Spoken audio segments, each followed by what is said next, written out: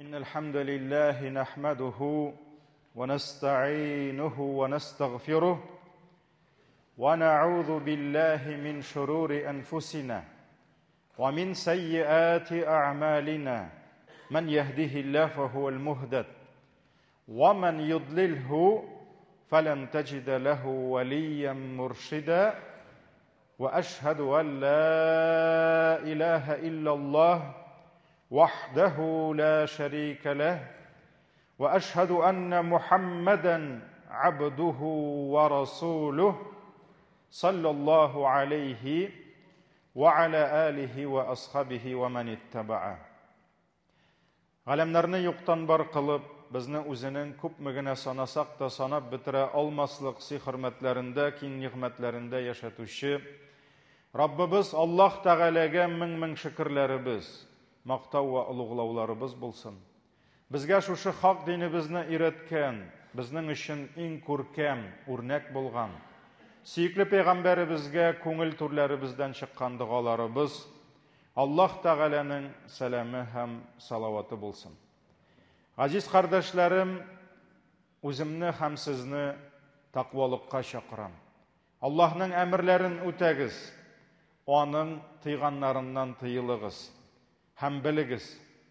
Адәм баласы үзенең тормышында нинди генә халәттә калса да, кай вакыт аның башына әллә нинди авырлыклар, әллә нинди бәлаләр яуса да, әгәр дә ул тақвалыгын сакласа, Аллаһның әмерләрен тиешенчә үтәвен дәвам итсә, Аллаһ куйган шикләрдән чыкмаса, шушы авырлыктан Аллаһ аңа үзе чыгу юлын күрсәтәчәк.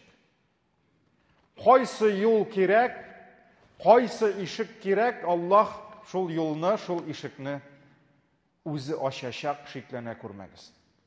Аллаһ Тәгалә әйтте, Талак сүрәсенең 2-3 аятларында: "Ва май яттақиллаһа ядж'ал лаху махраджа." Кем Аллаһыга тақва булса, ягъни Аллаһның әмерләрен үтәп, тыйганнарыннан тыелса, ядж'ал лаху махраджа. Аллаһ аңа чыгу юлын бирәчәк. Аллаһ покажет ему выход. Ва ярзукху мин хайсу ла яхтасиб. Һәм ул бөтенләй уйламаган, көтмәгән җирдән Аллаһ аңа ярдәм, Аллаһ аңа үзенең ризыгын бирәчәк. Азиз кардәшләрем, Аллаһы Тәгаләдән күңел чисталыгын, калып паклыгын сорап дуга кылыгыз. Аллаһы Тәгалә үзенең бәндәләренең калып күңелләрен кайсы якка теләсә, шул якка бара. Аллаһы теләгән бәндәсен туры юлдан алып бара, теләгәнен туры юлдан тайпылдыра, әмма һич кемгә дә золымлык, гаделсезлек калмый. Пәйгамбәрбез саллаллаһу алейхи ва салламның хатыны Умму Сәләмә бер вакыт аңа сорау биргәннәр: "Эй мөэминнәрнең анасы, Аллаһының илчесе иде, синең яныңда булганда күбрәк нинди дугалар кыла иде?"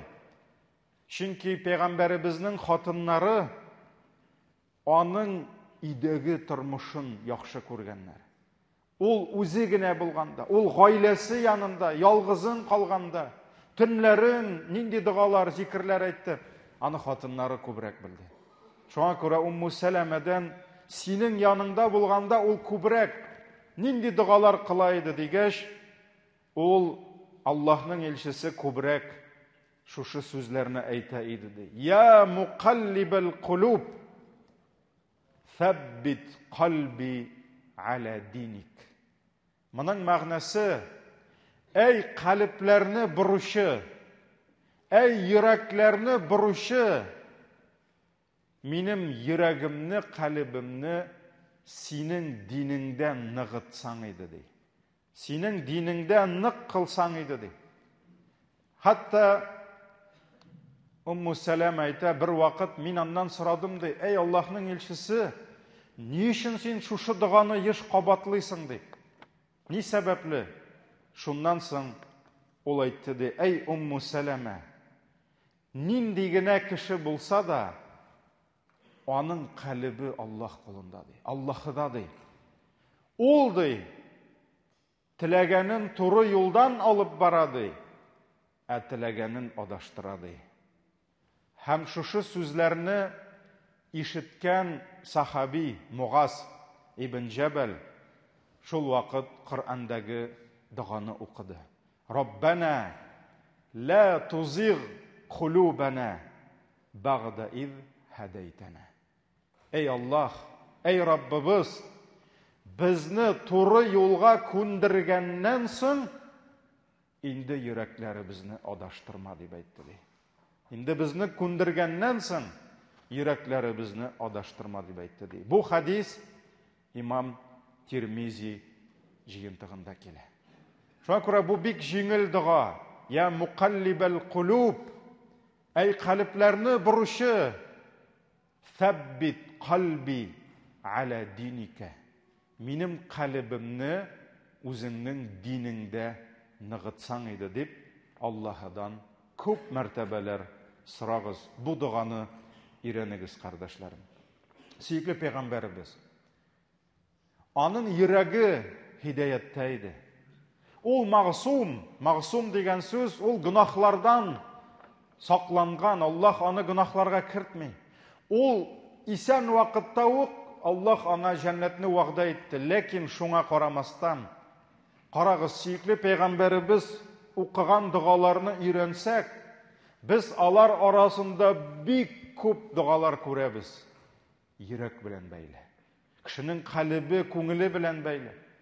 Пәйгамбәрбез саллаллаһу алейхи ва саллям иртә кич дугаларында, төнге тахаҗҗудларында, намаз эчендә басып торганда да Аллаһыдан бик күп сорый иде чиста калып чистартуны. Мәсәлән, Аллаһумма инни а'удhu бика мин калбин ла яхша. Я Аллаһ, мине курыкмаучы йөрәктән сакла дип әйтә иде. Аллаһумма җ'аль фи калби нура. Мәчеткә барганда, я Раббым, минем калыбыма нур бир, калыбымны нурландыр дип дуга кыла иде.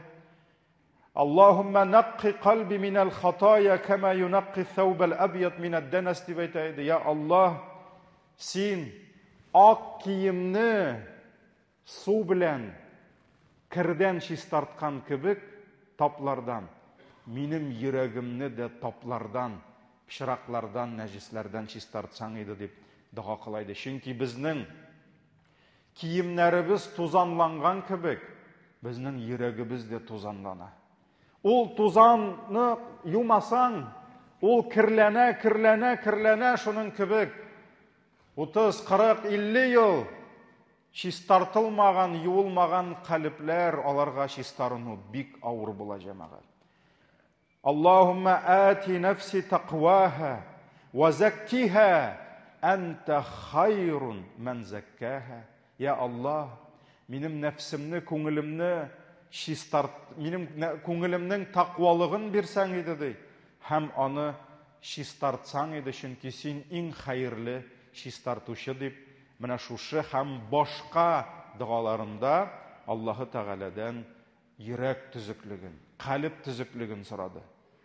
Ни өчен сөйкле пәйгамбәрбез саллаллаһу алейхи ва саллям үзенең дугаларында йөрәк төзеклегенә шундый зур урын бирде? Чөнки ул йөрәкнең кеше тормышында калып чисталыгының әһәмиятен яхшы белде. Һәм үзенең бер хадисләрендә, Бухари, Муслимдә килә, сөйкле пәйгамбәрбез әйтте: Адам баласының тәнендә бардыр бер әгъза ди, орган бар.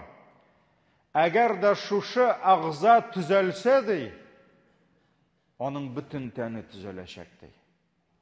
Әгәр дә шушы әгъза бозылса ди, бу әгъзадан соң, бу органнан соң бөтен әгъзалар, бөтен органнар бозылачак ди. Әла ва хиял калб ди. Бу әгъза кешенең калыбыдыр ди. Шуңа күрә җәмәгать, калып Орыс тілінде аны сердце дегенler. Сердце – это то, что посередине. Ол түрде тұра. Шуңа күрә бүтін қалған әгъзалар, алар шушы патшаның күзіне қарап тұралар. Балық башыннан шіри деген халық. Менә монда дагын, әгәр дә кешенең йөрәге бозылса, бу хадистан күрәбез. Ул бозыклык чыга аның теленә, аның күзенә. Бозык калып аның күзе дә яманлыгын эзли. Бозык калып белән тел дә бозык сүзләр сөйли. Бозык калып белән кул бозыклыкка сузыла. Бозык калып белән аяк кешене бозыклыкка тарта. Асылда бөтенесе аның калыбына кайта. Димәк, нишләргә кирәк? Димәк, кешенең йөрәген төзәтергә кирәк. Кеше үзенең йөрәге өстендә эшләсә, калган әгъзалар алар автоматик рәвештә төзәлә. Кайбер кешеләргә алар белән аралашканда шундый сораулар бирәсең. Нигә син мондый эшләр кыласың? Мәсәлән, бар сау-сәламәт, таза егет, Аллаһ Тәгалә шибәрлеген биргән, бөтен нәрсәсен биргән, ул ишеп йөри. Хатыны айнык ир күргәне юк, балалары айнык әти күргәннәре юк. Кайбер кеше урлаша, башка җинаятьләр кыла. Шул кешеләргә кай вакыт әйтәсең, син нигә мондый яман эшләр кыласың дип. Нигә мондый шакшы сүзләр әйтәсең, сүгенәсең дип. Шуннан соң ул күкрәген киереп сиңа карый да, минем главный күңелем чиста ди. Аягында басып тора алмый, аның күңеле чиста. Әле кай вакыт ул шул вакытта мәчеткә килә. Мәйтәм, син берәр айныгаш килеп кара әле мәчеткә дип инде. Шуңа күрә, мөхтәрәм җәмәгать, субханалла, минем күңелем чиста дип бозык сүзләр сөйләү. Минем күңелем чиста дип айнымый, хәмер ишеп яшәү. Минем күңелем чиста дип кеше малына кул сузу, гайбәт сөйләү, кешеләрне алдау, рәнҗетү, һәм башка явызлыклар кылу, җәмәгать. Бу сүзләр белән мулланы түгел, кеше гомер буе үзен алдап яши. Ул гомер буе үзен алдый, үзен юатып яши. Авызымда шакшы сүз, минем күңелем чиста ди. Харам малга шумган, минем күңелем чиста ди. Зинадан башы чыкмый. Аллаһы Тәгаләңә шибәр, сау-сәламәт хатын биргән. Шуларның балалары бар, юк, башы зинадан чыкмый. Минем күңелем чиста ди. Менә шулай иттереп, шайтан кылы булып, гомер буе үзен алдап, үзен юатып яши. Җәмәгать, исегездә калдырыгыз. Тел, кул, күз, колак, аяк, алар зур бер хуҗаның хезмәтчеләре генә. Это слуги. Бүтән әмер ана шул в кавычках чиста күңелдән килә. Бүтән әмер шуннан килә. Шуңа күрә галимнәребез әйткәннәр, калып кешенең нигезе ди, кешенең асылы ди. Әгәр дә калыптә аңлау булса, калыптә нәрсәнедер эшләргә теләк булса, калыптә булган бүтән тәнгә, җисемгә әмер булып төшә ди. Менә генеральный директор утыра. Директор нинди күрсәтмә бирә, аның командасы, аның хезмәткәрләре шуны эшли. Алар үзләре хәл итми. Кулның акылы юк. Кул ул инструмент. Без чүкешне дөрес сукмый дип әйтә алабызмы? Чүкештә түгел бит эш. Кешедә эш. Шуңа күрә җәмәгать Абу Хурайра радиллаһу анһу әйткән, Адәм баласының калыбы ул патша дигән. Тәннең бүтән әгъзалары, органнары патшаның гаскәре дигән. Патша ни кушса, гаскәр шуны кылыр дигән. Шуңа күрә, мөхтәрәм җәмәгать, Адәм баласы кулын төзәтим дисә, калыбын төзәтергә кирәк. Күзем кирәкмәгән җиргә төшмәсен дисә, калыбын төзәтергә кирәк. Телем кирәкмәгән сүзләр сөйләмәсен дисә, калыбын төзәтергә кирәк. Барган юлыбыз дөрес булсын, тормышыбыз чиста булсын дисәк, йөрәгебезне чистартыйк. Peygamberimiz sallallahu aleyhi ve sellem нәрсә дигән? Кешенең калбы истикамәтле булмыйча, аның иманы да истикамәтле булмас ди. Калбы туры юлга басмыйча, аның иманы да туры булмас ди. Бу имам Ахмад риваятында килә. Шуңа күрә, мөхтәрәм җәмәгать, кулны сугып утырга кирәкми бурга. Каралы, тагын урлап кайттың инде җүнсез дип. Аякны сугып утырга кирәкми, тагын мине начар җиргә алып бардыгыз инде, сез гаепле дип. Телеңне дә сугып булмый, син мине ялган сөйләтәсең, гайбәт башкасы дип. Бер кеше килгән зур галим, табигиннар чорында Хасанул Басри дигән. Һәм киңәш сорап килгән. Ул аңа әйткән: "Дәви калбак" дигән. Йөрәгеңне давалалы дигән. Синең бөтен проблемаң йөрәгеңдә дигән. Синең ширле йөрәгең дигән. Патология синең йөрәгеңдә дигән. Телеңдә дә түгел, кулыңда да түгел, башкасында да. Чөнки Аллаһ үзенең бәндәләреннән иң беренче калб паклыгын таләп итә ди. Шуңа күрә Пәйгамбәребез дә нәрсә дигән? Аллаһ сезнең кыяфәтләрегезгә карамый. Аллаһ сезнең мал-мөлкәтләрегезгә, анда кем нинди машина белән килдесең әле дип карамый. Валакин янзуру иля кулубикум ва аъмаликум. Аллаһ сезнең йөрәкләрегезгә карый. Нинди йөрәк белән сез килдегез мәчеткә? Нинди йөрәк белән сез йөрисез? Һәм кылган гамәлләрегезгә карый. Шуңа күрә калб, җәмәгать, безнең нигезебез, калб төзәлсә, башкалар төзәлә. Калб бетсә, башкалар бетә. Һәм калб ул гарәп сүзе. Аны инде йөрәк дип әйтсәк, ләкин ул, әгәр дә без аны шушы адәмнең күкрәгендә тибә торган, ничә тонна кан куа торган помпа гына дип карасак, ул дөрес түгел. Калб ул зуррак. Калб ул кешенең күңеле дә. Калб ул кешенең ичке халаты да. Калб ул кешенең йөрәге дә. Шуңа күрә йөрәк сүзе дәген ул фуат сүзе бар, калб аның сүз синонимнары күп. Ләкин менә шушы хадисләрдә килгән, аятларда килгән калб дигән сүз гарәп телендә ул гел үзгәреп тора торган дигәнне аңлата. Каллаба, юкаллибу, тaqallab. Ягъни ул һәрвакыт үзгәреп тора. Пәйгамбәребез саллаллаһу алейхи ва саллям нәрсә дигән? Калб һәрвакыт үзгәреп торганга күрә калб дип кушылды ди. Каллаба ул борылып тора гел үзгәрә, бер төрле генә булмый ул. Шуңа күрә кешенең калбы үзгәреп тора. Кешенең күңеле дә, минем күңелем булды, төзәлде, бетте, гарантия сиңа үлгәнче, юк, алай түгел. Калб фитнәләргә бирелә. Калб дөньяга бирелә.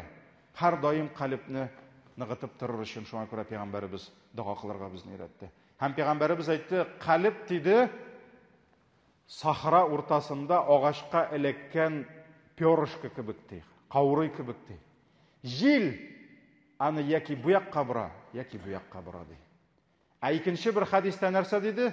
Кешенең калбы ди, казанда кайнап чыккан судан да тизрәк ди. Менә күрми калдың, кайнады да чыкты. Менә шуның кебек калб ул үзгәрә, җәмәгать. Шуңа күрә ул калб дип атала. Һәм калб адәм баласының тормышында килә торган фитнәләргә бирешә. Худайфа радиллаһу анһу тапшырган хадистә Пәйгамбәр саллаллаһу алейһи ва саллям әйткән: дөньяда булган фитнәләр ди. Менә бу фитнә, искушениялар. Аллаһ Тәгалә безне сыный, дөнья белән, матурлык белән, дәрәҗә белән, байлык белән, хатын кыз белән сыный, балалар белән сыный безне. Төрле низак фитнәләр килә безгә, бөтенесе сынау безгә. Һәм Пәйгамбәребез әйтте, гынахлар белән сыный. Фитнәләр ди, алар ди кешенең калбына ди сиздермичә генә үтеп керәләр ди. Шыпта, циновка. Менә булай ботак җыелган. Менә шул ботак җыелган кебек йөрәккә әкрен генә киреп утыралар. Әкрен генә керәләр, үтәләр ди. Һәм кайсы гына калб ди шушы килгән фитнәне кабул итсә ди, ягъни гынахка бирелсә ди, ул гынах йөрәгендә кара тап булып кала ди. Кара тап булып кала ди. Кайсы гына калб ди шушы килгән фитнәне инкар итсә, җиңсә ди, үткәрмәсә, гынахтан тыелса, аның калбы өстендә ул ак нокта булып кала ди. Кара түгел, ак нокта, ягъни чистара. Ахыр чиктә кешеләрнең калбләре икегә бүленә ди. Берсендә кара таплар, берсендә ак таплар. Шулай бит. Берсе тау кыясы кебек ди. Җир һәм күкләр торганда ул да торыр ди. Һәм аңа фитнәләр зыян китермәс. Икенчеләре караңгы, соры калепләр ди. Алар асты өскә килгән кымганнар кебек ди. Изгелекне изгелек дип күрмиләр, яманлыкны инкар итмиләр ди. Бу хадис Имам Муслим риваятында килә. Шуңа күрә җәмәгать Хасанул Басри да әйткән: кеше кылган бер гынах ди, аның өстенә икенче гынах ятып бара ди. Ягылып бара. Һәрбер безнең кылган гынахыбыз калбыбызны каралта. Һәрбер фитнә калбыбызны каралта. Һәм ахыр чиктә калб сукрая ди. Калб сукрая җәмәгать. Калб ишетми башлый, шукраклана. Калб уйламый башлый, сизми башлый. Гынах кыла. Беренче тапкыр кылганда авыр иде, икенчесендә җиңелрәк, өченчесендә инде ул шушы гынахасы белән мактана башлый, горурлана башлый. Аллаһы Тәгаләнең динен танымау, көн кебек ачык булган хаклыкны күрмәүдә җәмәгать, хаклыкны күрер өчен маңгай күзе кирәкми.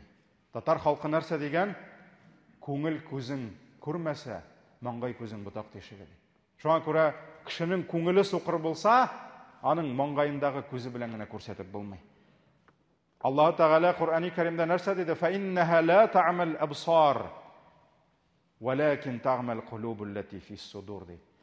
Не слепые глаза, нет, не слепые глаза, а слепые сердца, которые в груди. На шуңа күрә кешенең күзе сукыр түгел, кешенең калбы сукрайган. Шуңа күрә ул күрми. Шуңа күрә ул күрми җәмәгать. Һәм бүген дә кешеләргә вагаз сөйләгәндә ул бит сизелеп тора. Төрле ашларда, төрле мәҗлесләрдә, төрле җирләрдә, районнарда иң авыр тема кешеләргә бүген гынах. Главный хәзрәт гынах кына сөйләмә. Главный сез безгә гынахлы дип кенә әйтмәгез. Чөнки бүген кешеләр үзләрен күп кеше гынахлы дип уйламый. Ни өчен ул гынахлы дип уйламый? Чөнки аның зрениесе бик бозылган җәмәгать. Ул күрми гынахларын. Аның күңелендә шул кадәр кара гынахлар җыелган, ул хәтта үзен гынахсыз дип йөри. Менә безнең арабызда бүген күпме кеше утыра. Һәркем үз тормышын, үз хәлен, үз иманын, үз тақвалыгын белә. Менә безнең арабызда кем үзен иң аз гынахлы дип уйлый, ул белсен. Ул безнең арабызда иң гынахлы кеше. Чөнки аның зрениесе бик каты бозылган. Аның гынахлары әз түгел, ул аны күрми. Чөнки аның калбендә гынахлары аның калбын каплаган. Шуңа күрә җәмәгать Абдулла ибн Масгуд, зур галим сахаба әйткән: "Мөэмин кеше дигән, чын мөэмин, үзенең кылган гынахасын ди, тау астында утырган кеше кебек күрә. Менә ул тау астында утыра, хәзер тау килә дә өстенә төшә ди. Курка шушы гынахасыннан ди. Зур итеп күрә ди мөэмин. Бузык кеше ди. Ул үзенең кылган гынахларын борын каршыннан ишеп киткән шибеннәр кебек күрә ди. Хәтта бармагы белән күрсәтте шулай. Абдулла ибн Масгуд. Менә ди, шибен үтте дә китте ди. Яра кылдым мин, нәрсә булган инде? Кеше бөтен кеше урлый, мин бит әле күп урламыйм ди. Әлеге инде колхозлар булганда, гел авылда әйтәләр, мин кеше берсенә тимим, урласам да колхозныкын гына урлыйм дип әйтәләр. Эчсәм дә тәртип бозып йөрмим, шыпырт кына кайтам да ятам дип әйтәләр. Шуңа күрә нинди гынахым булсын инде минем дип әйтәләр. Менә шуңа күрә җәмәгать гынахларыбыз күренсен өчен күңелнең чистаруы кирәк. Күңелнең паклануы кирәк. Аллаһы Тәгаләне дөнья куып онытмыйк җәмәгать. Аллаһы Тәгаләнең китабын укыйк. Чөнки Аллаһның китабы Коръан безнең күңелләрне пакларга кирәк. Аллаһы Тәгаләнең зикр итеп, Аллаһны искә алып көнебезне башлыйк. Аллаһы Тәгаләнең исемен искә алып ашыйк, эчик. Аллаһның исемен искә алып өйдән чыгыйк. Машинага утырыйк Аллаһның исеме белән. Ничек хәлең дип әйтсәләр, зарланырга тотынмыйк, Аллаһның исемен искә алыйк. Мөселман кешесе төшкерсә дә Аллаһның исемен ала, исемен искә ала. Мөселманнар исәнләшкәндә дә Аллаһның исемен искә алалар. Ни кадәр йөрәгебезгә Аллаһның исемен бирсәк, Аллаһны бирсәк, шуның кадәр йөрәгебез тазарыр, шуның кадәр йөрәгебез чистарыр. Аллаһы Тәгаләгәдән дугада булыйк. Дөнья куып, ахиратны онытмыйк. Чөнки дөнья җәмәгать кай вакыт шул кадәр матур, ул безне шул кадәр исертә. Без исерәбез. Без мөселманнар аракы эчмибез. Ләкин без исерәбез, без дә исерәбез дөнья куып җәмәгать. Дөнья матурлыгы белән. Ахиратны онытабыз. Синең бит Аллаһ каршына кайтасың бар. Нәрсә белән син Аллаһ каршына кайтасың? Аллаһ сиңа булган нигъмәтләрен санаганнан соң, кыямәт көнендә син ничек шөкр иттең дигәч, нәрсә дип җавап бирәсең? Шуңа күрә җәмәгать, һәрберебезнең кайтасыбыз бар. Раббим безгә чиста, пак калепләр бирсен. Аллаһның хузурына سلامت قلب درب لقيت رغنا سبيتسن بارك الله لنا ولكم في القرآن العظيم ونفعنا بالآيات والذكر الحكيم إنه هو الغفور الرحيم